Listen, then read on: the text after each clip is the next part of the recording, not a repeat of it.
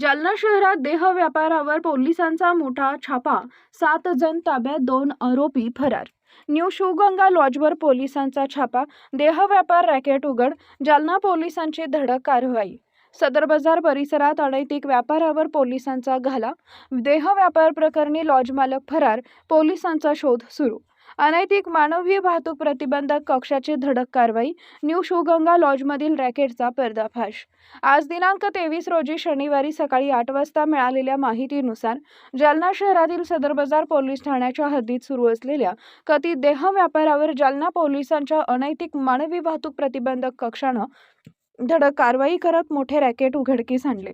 New Sivaganga lodge इथं टाकलेल्या छापेत महिलांसह 7 जणांना ताब्यात घेण्यात आले असून 2 मुख्य आरोपी फरार झाल्याची माहिती पोलिसांनी दिली आहे. पोलीस अधीक्षक तेगबीर सिंह संधू आणि अपर पोलीस अधीक्षक विक्रम साळी यांच्या मार्गदर्शनाखाली दिनांक 22 मे 2026 रोजी ही कारवाई करण्यात आली. सदर बाजार परिसरातील न्यू शिवगंगा लॉजमध्ये बाहेरून महिलांना आणून अनैतिक व्यवसाय सुरू असल्याची गोपनीय माहिती पोलिसांना मिळाली होती.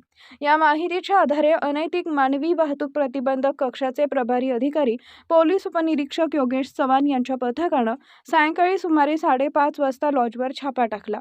कारवाई दरम्यान महिलांसह 7 जणांना ताब्यात घेण्यात आले. तसेच घटनास्थळावरून रोख 77,380 रुपयांचा मुद्देमाल जप्त करण्यात आला.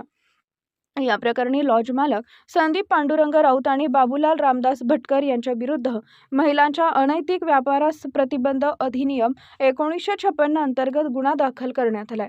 दोन्ही आरोपी सध्या फरार असून त्यांचा शोध सुरू असल्याचं पोलिसांनी सांगितलंय.